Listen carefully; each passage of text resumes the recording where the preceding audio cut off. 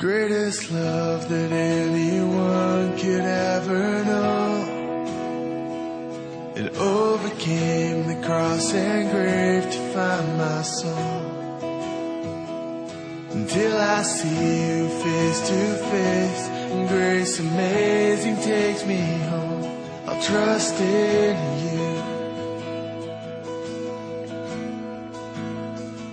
Queridos, dentro desta proposta de oração, de clamor, de desejo pela presença do Senhor, o Senhor então, à medida que nós vamos lendo a palavra, que nós vamos buscando o Senhor, então vamos nos familiarizando com histórias diferentes, situações e contextos que sempre vai nos levar para mais próximo do Senhor.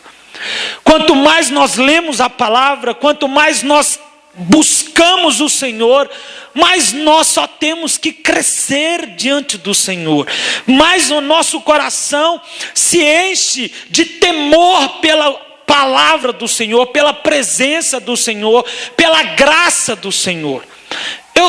Eu tenho no coração essa mensagem.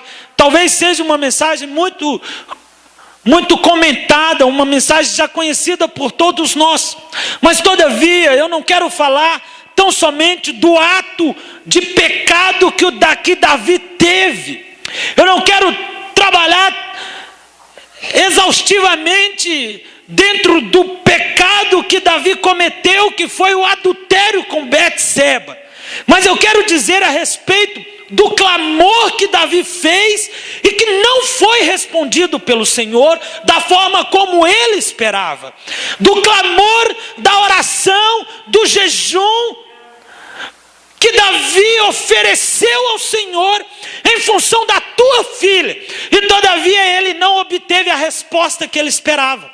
E todavia ele não foi agraciado por Deus. Davi era um homem conhecido como homem segundo o coração de Deus. Por quê? Por causa desse coração temente ao Senhor que ele tinha. Por causa desse coração sensível à voz de Deus que Davi tinha. Vamos tentar entender o que realmente o texto quer nos ensinar. Volta comigo no versículo 15. Então Natã foi para a sua casa, e o Senhor feriu a criança que a mulher de Urias dera a Davi, e ela adoeceu gravemente. Nós temos aqui uma situação. Deus fere a filha de Davi com uma doença grave. Não foi o diabo, não foi o inimigo, não foi o devorador. A gente tem muito a ideia de pensar que uma desgraça que aconteça, que uma coisa errada que nos venha, seja o diabo, seja um inferno que esteja se levantando contra nós. Todavia, o que nós estamos nos deparando, a realidade que está sendo revelada, é que Deus feriu a filha de Davi com uma doença grave. Uma doença muito grave. Olha só, versículo 16. Davi buscou a Deus em favor da criança. Ele jejuou, entrou e passou a noite prostrado em terra. Talvez não seja diferente da realidade nossa da igreja, da realidade da igreja. Talvez não seja diferente da sua realidade, da minha realidade, quando nos acontece um problema, uma situação difícil, uma luta, quando uma tempestade se levanta contra nós, quando um deserto nos advém, quando somos assolados por uma grande turbulência, não há outra convicção que nós temos senão nos render ao Senhor. Talvez o crente mais frio e apático que possa ter dentro de uma igreja, talvez o mais incrédulo possível que haja no nosso meio, no momento de uma grande tempestade, de uma grande avalanche contra a vida dele, contra a sua casa, a sua família, ele sabe aonde recorrer, ele sabe em quem buscar ajuda. Esse talvez não é um discurso plausível, é triste, é agonizante entender que as pessoas buscam a Deus mediante as necessidades, e não por amor, e não por paixão, e não por adorar de fato o verdadeiro Deus. O relacionamento do homem com Deus está tão restrito, está tão distante, que o homem só busca Deus por uma necessidade. Mas Davi essa não era a realidade de Davi. Davi era um homem segundo o coração de Deus. O que eu quero mostrar para vocês, que até no pecado de Davi, até na falha de Davi, Davi ainda se nos ensina algo. Até diante de uma grave situação que Davi promoveu, ele está nos ensinando algo. Ele está nos ministrando. Porque de fato, para ser um verdadeiro adorador, não é ter um coração grato quando Deus está abençoando. Ser de fato um verdadeiro adorador é saber levantar as mãos diante do não de Deus. É saber erguer as mãos em louvor e não em murmúrio, e não em blasfêmia, e não em desesperança, descrença. Porque talvez seja esta a atitude de muitos cristãos. Quando Deus não responde como esperávamos, levantar as mãos questionando: mas por que o Senhor permitiu? Por que foi assim?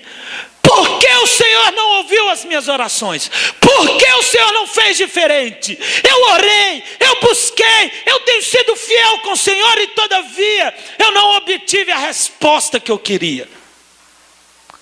Ser um verdadeiro adorador é entender a soberania de Deus, é entender o governo de Deus, é entender que Deus não pode ser manipulado pelas nossas orações.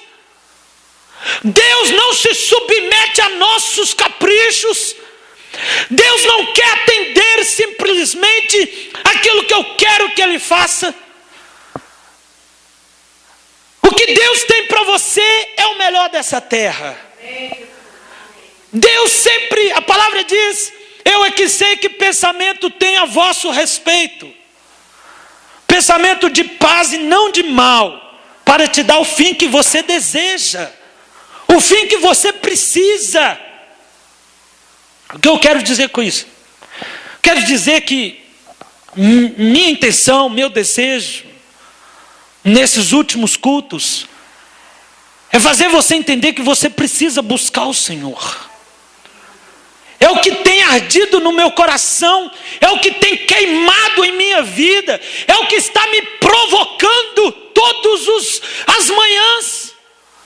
Quando eu entro dentro desta igreja pela manhã, eu me recolho diante do Senhor, eu esqueço que existe qualquer outra coisa, ou necessidade, ou problemas, porque eu me recolho para reconhecer a soberania de Deus, para me render diante dEle, para me colocar à disposição dEle, para ser um vaso nas mãos dEle. Avivamento não vem sem oração. E não basta que um ore. Avivamento é a unidade do povo de Deus orando pelo mesmo propósito. O avivamento é a unidade do povo buscando a Deus pela uma mesma finalidade. Eu não posso estar aqui pedindo a Deus por santidade, por graça, por avivamento, para que as pessoas se arrependam dos seus pecados, enquanto tem muitos que não estão preocupados com a santidade de Deus, querem as suas necessidades supridas, os seus problemas resolvidos, as suas dificuldades todas controladas pelo Senhor. E isto há uma desigualdade. A palavra diz que corpo dividido não subsiste. A palavra nos mostra que a igreja morre, o povo perece por não andar juntos, por não caminhar no mesmo propósito, numa mesma visão. O esfriamento da igreja vem, talvez não é porque não tenha ninguém orando, é porque as pessoas não estão orando como convém. A palavra nos mostra: pedis e não recebeis, porque não sabeis pedir como convém. E o que eu quero mostrar para vocês com esta história de Davi, quero que vocês voltem comigo, versículo 16. Davi buscou a Deus em favor da criança. Esta seja talvez a realidade nossa, em buscarmos o Senhor, que não é pecado, não é erro, não é falha, não é tão somente desinteresse pela presença dele, o buscar por uma necessidade. Não, o problema é buscar o Senhor só quando vem a necessidade. Nós precisamos entender o seguinte, que Davi, ele buscou a Deus em favor da criança. Você tem permissão para buscar ao Senhor mediante a uma necessidade. A palavra, ela nos mostra que nós temos que orar. A palavra nos revela que a oração do justo, ela pode muito os seus efeitos. Agora preste atenção no que acontece. A palavra diz: Davi buscou a Deus em favor da criança, ele jejuou, entrou e passou a noite prostrado em terra. Versículo 17. Então os anciões da sua casa se levantaram e foram até ele, para o levantar da terra. Porém ele se recusou a fazê-lo, nem quis comer pão com eles. Ao 7º dia, dá-me a entender que foram 7 dias prostrado, sem comer pão, buscando a Deus uma resposta pela situação da tua filha, que estava gravemente doente. Ele estava 7 dias recolhido, clamando pela tua filha. A palavra continua dizendo: ao 7º dia a criança morreu, e os servos de Davi temeram dar a ele esta notícia. Sabe o que nós precisamos entender, querido? Que a oração de Davi, ela não teve a resposta que Davi esperava. Eu não posso dizer que seja unânime os fatos em que Deus não ouviu porque era fruto de pecado, porque a criança veio como fruto de um pecado que Davi havia cometido. Eu não posso talvez ser unânime que todos os casos são ou serão da mesma forma com que Davi experimentou. Esta não é a realidade. Porque todavia, se você vier a me dar um testemunho agora, você vai poder dizer que a sua história talvez foi um pouco parecida com a de Davi, e no entanto Deus lhe respondeu uma resposta positiva. Deus lhe trouxe uma resposta favorável, como você buscou, como você esperava. O que nós temos para entender aqui é exatamente a condição que nós precisamos entender. É o seguinte: é que a filha de Davi, de fato, ela era fruto de um pecado, de um adultério com Betseba, de um homicídio com Urias. Essa criança vem a nascer e talvez, mesmo que Davi tivesse no seu corpo o sangue de Urias, Davi, ele sabia que aquela criança talvez era a alegria dele. Era a alegria dele. Quantos talvez não tiveram filhos fora do casamento, ou filhos por meio de um adultério, e que Deus não transformou toda a história, e mudou todo o contexto, e fez tudo ser diferente. Então por isso que eu não posso dizer que os fatos são todos dentro dessa mesma realidade de Davi. Mas o que Deus mostra é que ele queria tratar com Davi para servir de exemplo para a igreja. Que o fato é que ele buscou o Senhor em oração pela cura da tua filha. E Deus não lhe respondeu como ele buscara. Versículo 19. Viu, porém, Davi que seus servos falavam baixo e entendeu que a criança havia morrido. Pelo que disse Davi a seus servos: a criança morreu. Ele respondeu: sim, morreu. Então Davi se levantou da terra, lavou-se e ungiu-se, trocou de veste, entrou na casa do Senhor e o adorou. Depois foi para a sua casa, pediu pão e o serviu, e ele comeu. Quero que vocês entendam comigo qual a oração que Davi fez ali naqueles 7 dias.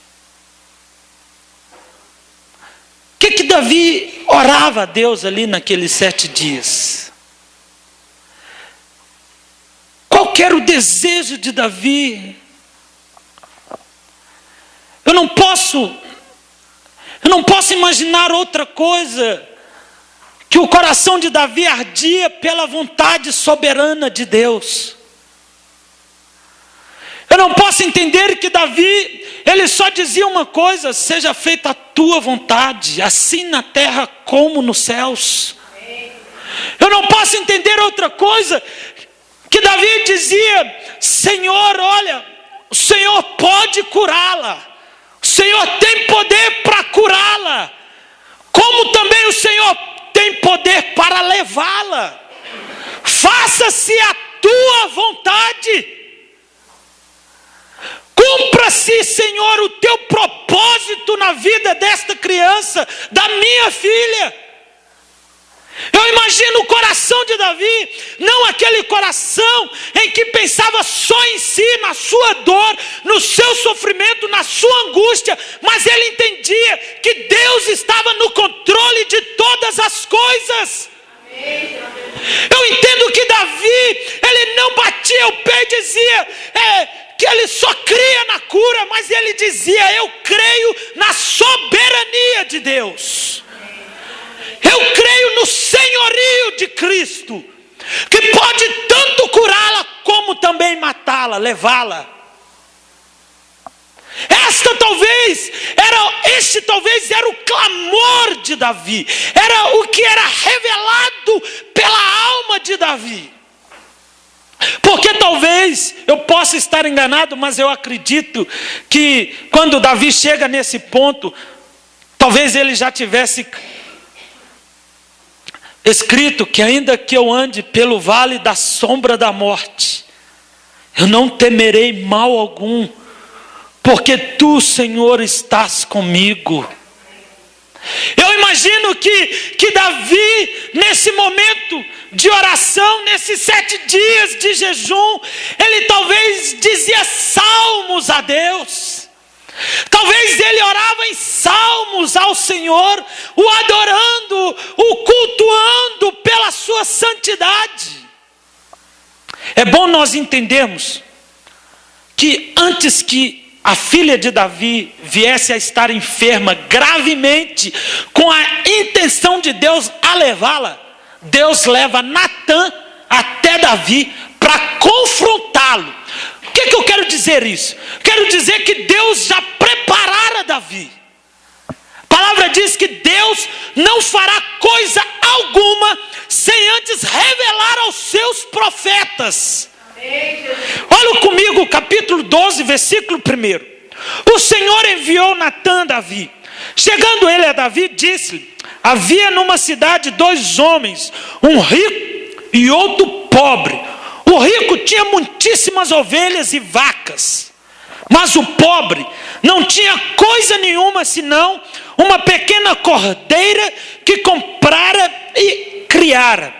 Ele havia crescido com ele e seus filhos, do seu bocado comia, do seu pão, do seu copo bebia, dormia em seu regaço, e ele a tinha como filha.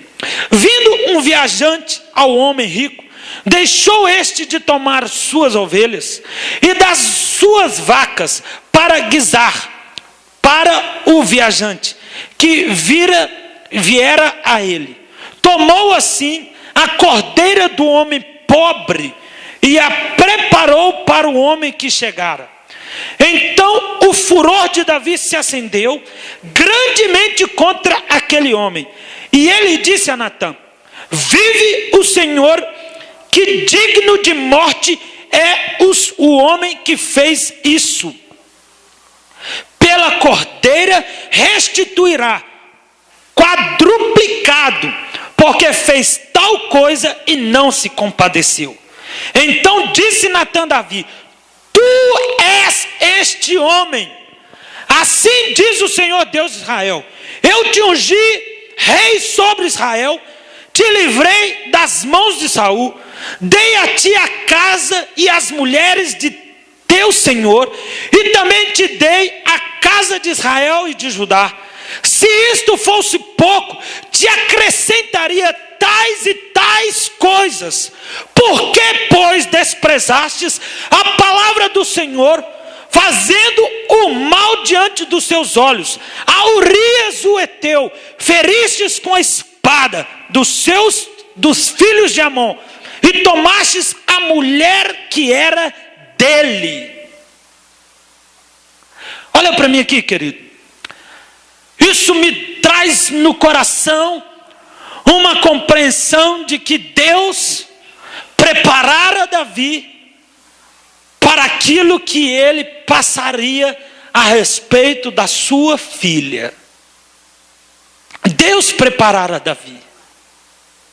Natã vem como enviado de Deus a Davi para confrontá-lo, para exortá-lo, para colocar o dedo na cara dele e dizer: olha, o que você fez é reprovado pelo Senhor. Todavia, quando Natã termina de contar essa história, o que vem no coração de Davi é exatamente o que haveria de acontecer com ele. O que veio no versículo 5? Então o furor de Davi se acendeu grandemente contra aquele homem.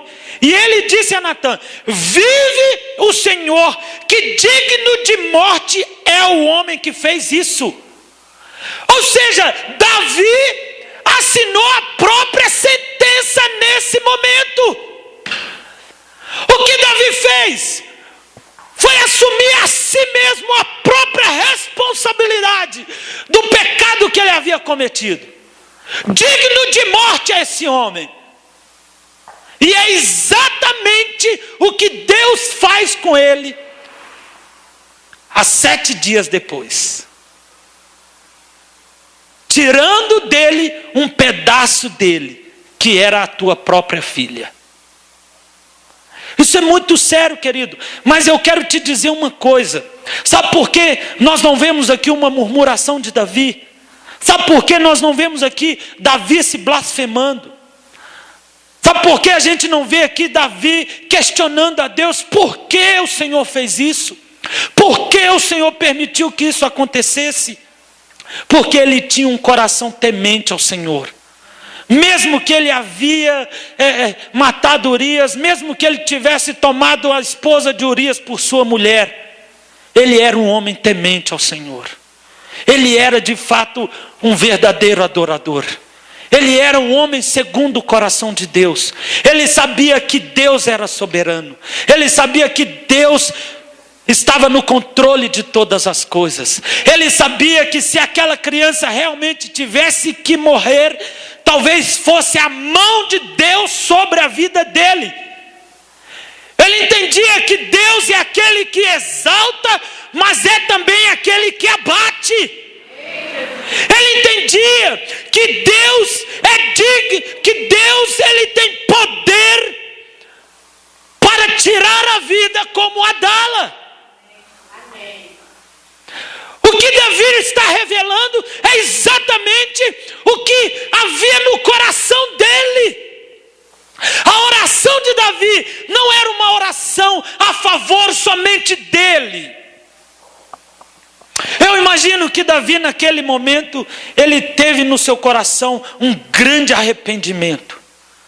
Aqueles 7 dias que Davi se recolheu para buscar o Senhor, a Bíblia não conta, mas eu acredito que Davi, ele deve ter sofrido muito. Eu acredito que Davi, ele de fato se arrependeu. Olha comigo o versículo 13 do capítulo 12. Então disse Davi a Natã: pequei contra o Senhor. Respondeu Natã a Davi: também o Senhor perdoou o teu pecado, não morrerás. Pequei contra o Senhor. Eu imagino que quando Davi então descobre que a tua filha estava gravemente doente, ele se recolhe para orar. Talvez tenham sido 7 dias muito intensos na vida de Davi. 7 dias de muito choro, de muito clamor, mas não somente pela sua filha que estava à beira da morte, mas eu entendo que ele também orava pelo perdão de Deus, pela graça do Senhor. Eu imagino que ali ele pedia: Senhor, eu sou mau. Senhor, eu desejei a morte a um homem, e este homem sou eu. Senhor, quando Natã me contou aquela história, o meu desejo é que aquele homem fosse morto, mas aquele homem sou eu. Eu imagino Davi dizia: eu mereço a morte. Eu mereço a morte, eu mereço ser excluído, extinto dessa terra, por causa do meu pecado. Perdoa-me. O clamor de Davi fez com que Deus o respondesse, não aquilo que ele buscava. Para quê? Para que Davi soubesse que existe um Deus de Israel, um Deus em Israel todo-poderoso. Que mesmo que Davi fosse rei, que o Senhor dos exércitos está acima dele. Olha o que eu quero que você entenda, para nós finalizarmos. A oração de Davi foi respondida para que o rei de Israel soubesse que existe um rei soberano, Rei dos reis e Senhor dos senhores. Não existe ninguém igual ao Senhor. Não existe ninguém que seja como o nosso Deus. Não existe ninguém que possa dizer a seu respeito como o nosso próprio Deus. Entenda, querido, uma coisa: nós estamos vivendo dias em que Deus está nos chamando para orar. E as suas orações não têm que ser restritas.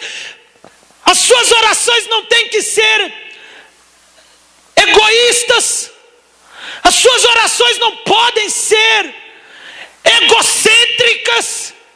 Suas orações têm que exaltar a Deus.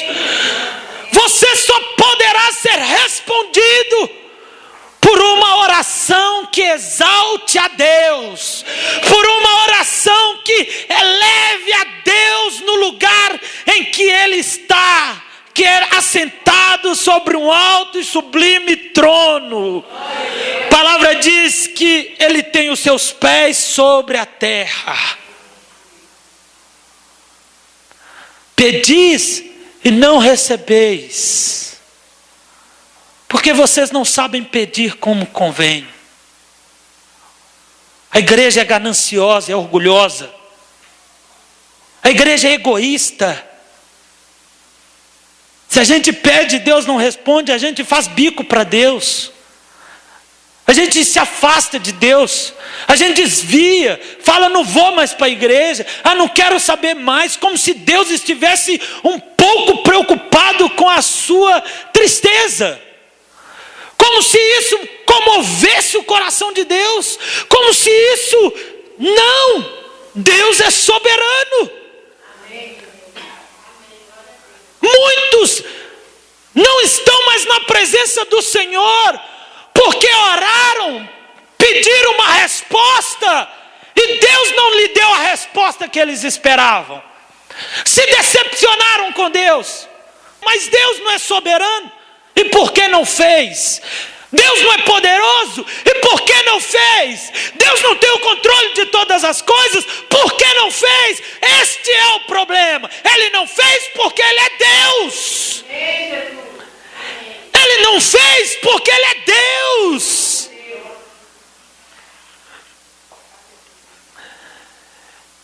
A única resposta que eu posso dar porque Deus não fez, ou porque Deus não faz, ou porque o milagre não acontece, é porque Deus continua sendo Deus. Ele não cede aos caprichos dos homens. Ele não se submete à vaidade humana. Ele é Deus.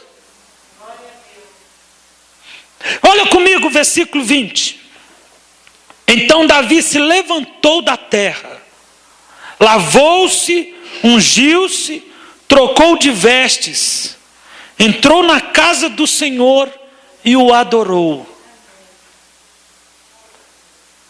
A resposta de Davi veio para fazer dele um pouco mais, fazer de Davi mais e mais e mais um homem adorador ao Senhor. A resposta de Deus só veio para fazer de Davi mais e mais um homem segundo o coração de Deus. Talvez, se fosse comigo ou com você, a realidade seria outra. Se fosse comigo, ou se fosse com você, porque Deus não respondeu, talvez a tristeza, a decepção que poderíamos ter seria muito grande. Abra comigo a tua Bíblia. 1 João capítulo 2, versículo 19. Saíram de nós, porém não eram de nós. Porque se fossem de nós, ficariam conosco. Mas isto é para que se manifeste que não são todos de nós. Olha para mim aqui, querido.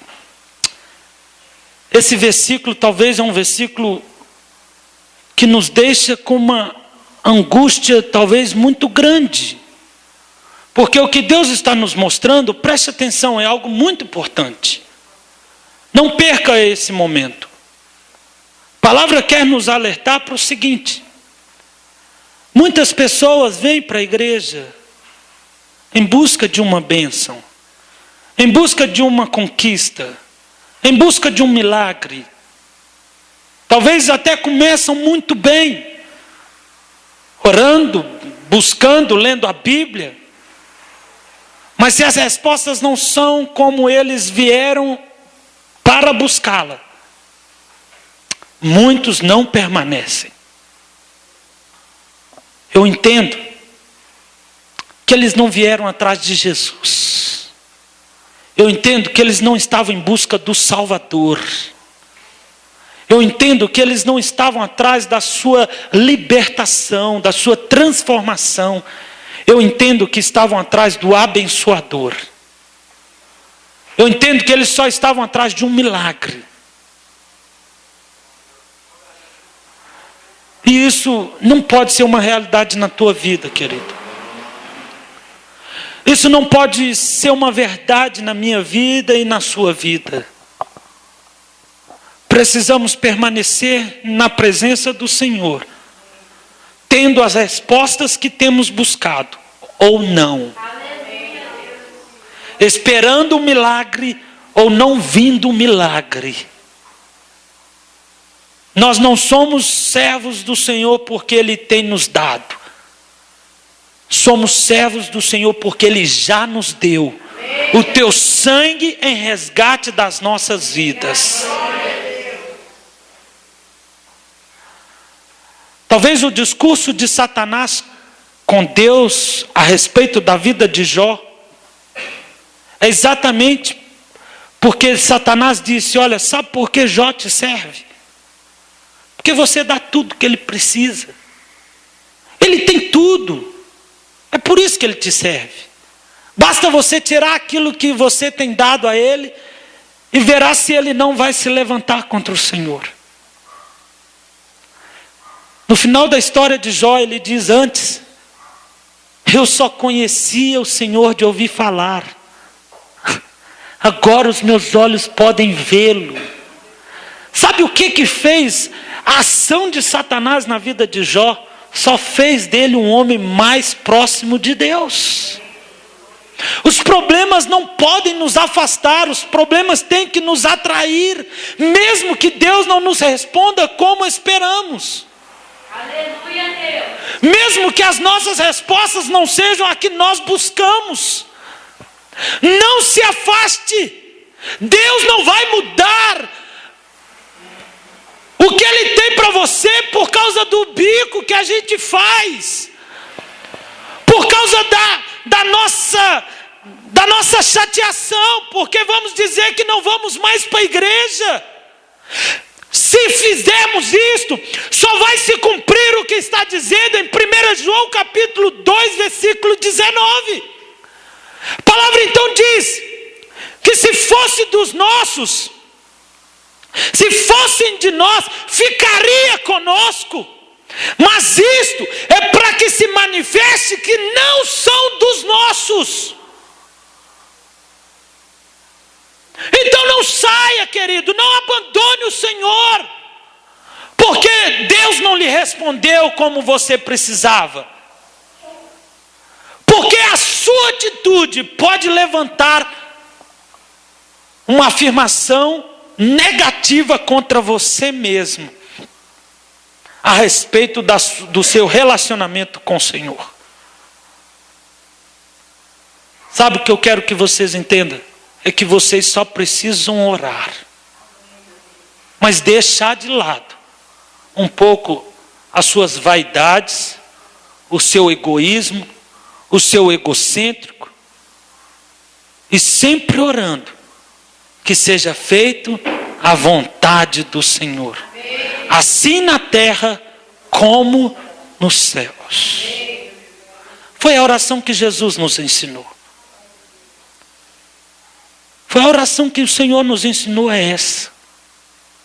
Se Deus fizer, querido, Ele é Deus. Se Ele não fizer, Ele continua sendo Deus. Quanto mais eu busco o Senhor, mais eu quero o Senhor. Mas eu quero o Senhor. Sexta-feira eu falei que eu ia dar esse testemunho aqui, como prova de que vocês também devem buscar o Senhor. Eu posso sentir que está prestes um grande avivamento nas nossas vidas. Mas só vai participar deste avivamento aqueles que estiverem em santidade e que estiverem buscando o Senhor. Quando eu cheguei na igreja, no final da tarde, a Ariadna veio me contar que um rapaz aqui da frente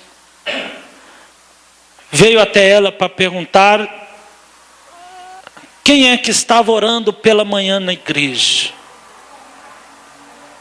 Quem estava orando na igreja pela manhã? Aí ela disse, é o pastor. Ele vem orar todas as manhãs. Aí ele disse, não, é porque eu passei e resolvi parar para ouvi-lo. E eu tinha uma grande dor no joelho. E só o simples fato de eu parar para ouvir a oração, eu não senti mais nada no meu joelho. Eu estou aqui para te dizer isso. Que eu fui curado porque eu parei para ouvir a oração dele. Só porque eu parei para escutar ele orando. Eu não estava orando por ele, eu não sabia que ele estava ali fora, mas o poder e a graça de Deus talvez tenha sido tão grande aqui dentro da igreja que alcançou ele do lado de fora. Vai vir, querido, uma grande tempestade de graça, de unção, de poder sobre esse lugar. Almas virão, querido, e a gente não vai ter onde colocá-las, de tantas pessoas que virão, porque Deus está fazendo. A sua casa será um pedaço do céu. Não haverá mais bebida, não haverá mais prostituição. Seu esposo, a sua esposa virá com você para a igreja buscar o Senhor. Os seus filhos vão largar as boates, vão largar as vidas mundanas para servir o Senhor com você.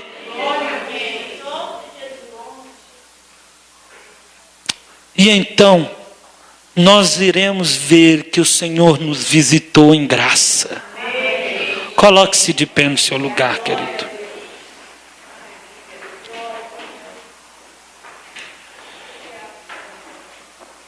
Eu creio, querido, eu creio na glória de Deus. Sabe, olha para mim aqui, eu não consigo entender como tem pessoas que estão se afastando. Como tem pessoas que estão, talvez, se distanciando. Certa pessoa disse que ela começou a se desviar. Foi quando ela deixou de ler a Bíblia. Ela não começa a desviar, você não começa a desviar quando você começa a cometer pecados. Você não começa a desviar quando você se envolve no pecado. Mas simplesmente o fato de você não orar mais, de você não ler mais a Bíblia, já é um sinal que você está se desviando dos caminhos do Senhor. Já é um sinal que você está longe de Deus. Já é um sinal que Deus não é mais prioridade na tua vida. E para essa condição que você se encontra, de não orar, de não ler mais a Bíblia, para você se envolver no pecado e no mundo, é um pulo. É um passo.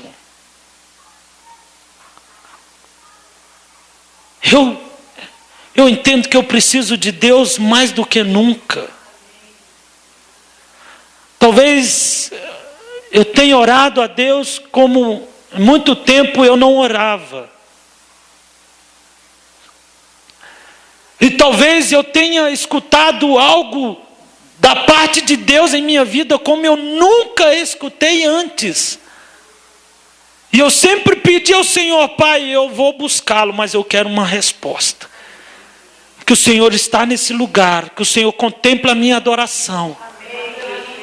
E quando eu soube desse testemunho na sexta-feira, só me impulsionou a buscar mais e mais o Senhor, a querer mais e mais a santidade de Deus em minha vida. Eu convido você, querido, a assumir esse compromisso.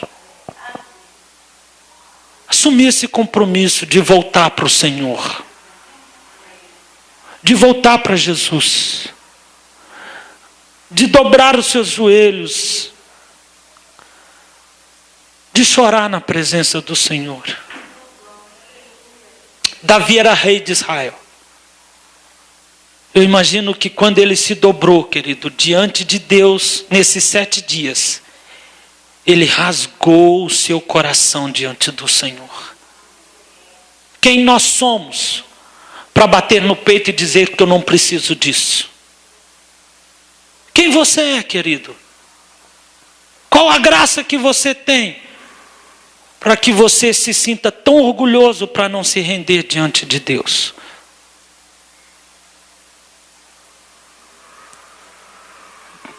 Se Davi se rendeu e Deus lhe respondeu, o Senhor também nos responderá. Em nome de Jesus. Em nome de Jesus. Eu quero chamar a Analine aqui. Ela vai ministrar mais uma música.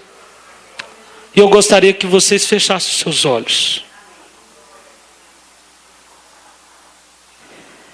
Como que está, querido? Fecha os seus olhos. Como que está a tua vida? Ninguém sabe de você mais do que você mesmo. Nenhum sucesso vale o motivo de você poder dizer que você não tem mais tempo para buscar o Senhor. Nenhum sucesso vale, nenhuma riqueza, nenhuma prosperidade, nada que você possa alcançar é motivo de você dizer: eu não estou fazendo, eu não estou orando, eu não estou indo mais à igreja, nada é motivo para você dizer que você se afastou do Senhor. Você precisa se achegar a Deus, você precisa se aproximar de Deus e não se afastar de Deus. Você precisa querer o Senhor e não tirar o Senhor da tua vida, colocando outras prioridades, colocando outras necessidades. Você precisa amar mais o Senhor e não as coisas desse mundo e não este mundo. Você precisa desejar pela presença do Senhor mais do que qualquer outra necessidade que você possa ter. Senhor, nós oramos, Pai, por um avivamento nesse lugar. Senhor, nós te pedimos, Deus, pela tua visitação em nosso meio. Nós te pedimos, Deus, por um mover sobrenatural do Senhor.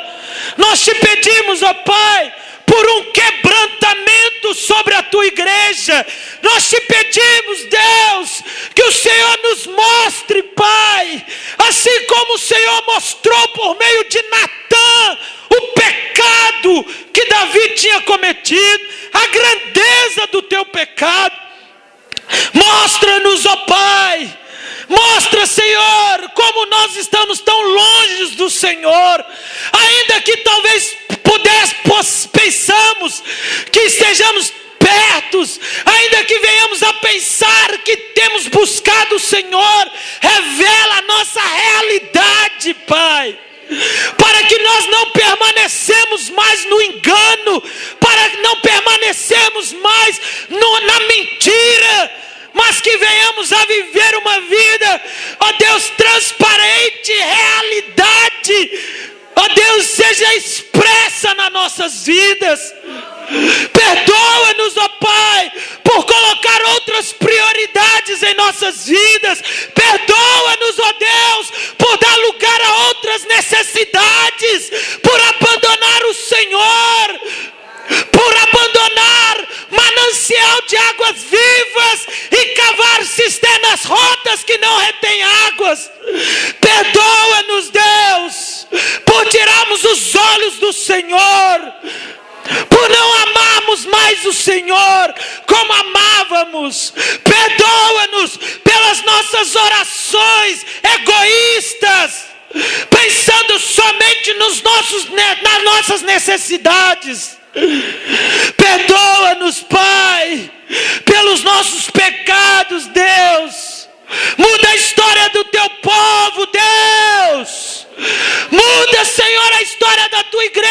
Senhor. Acorda o teu povo que está dormindo. Levanta, Senhor, uma geração profética nesse ministério.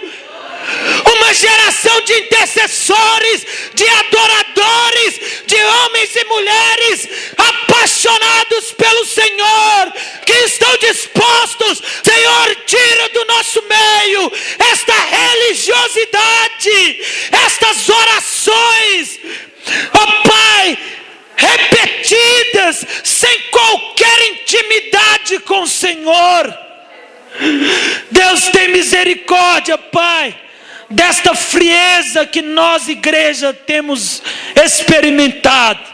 Acenda o fogo no meio da tua igreja, Pai. Acenda, Senhor, a tua graça. Acenda, Pai, sobre esse lugar, em o nome de Jesus, Pai. Em o nome de Jesus.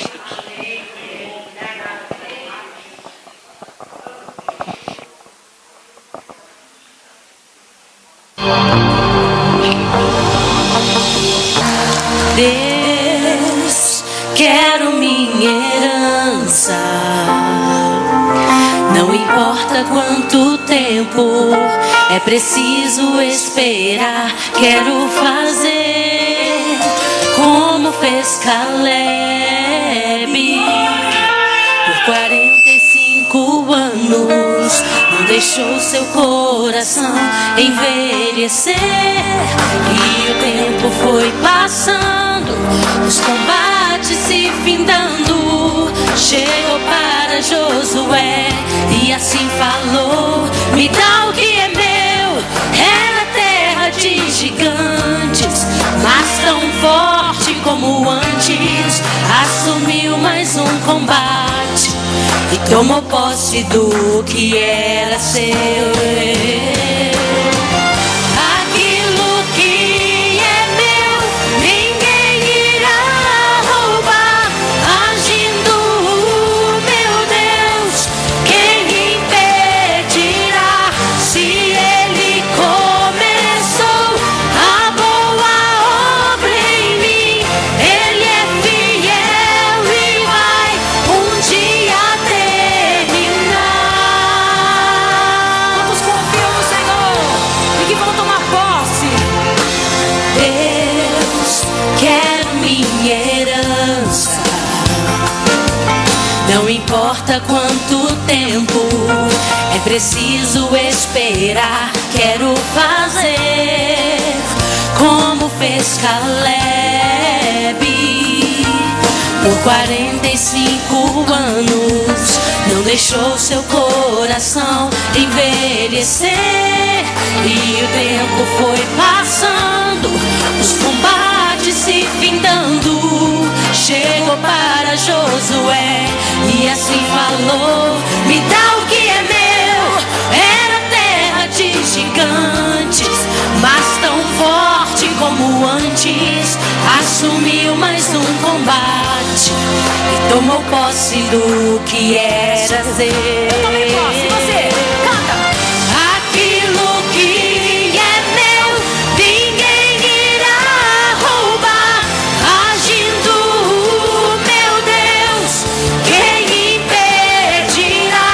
Se Ele começou a boa obra em mim, Ele é fiel e vai um dia terminar.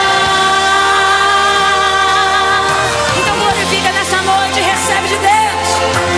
Quem começou em mim a boa obra é fiel para terminar. Eu sei quem começou em ti a boa obra é fiel para terminar lá.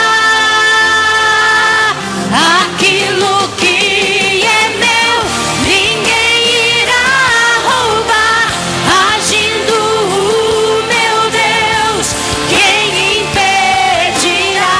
Se Ele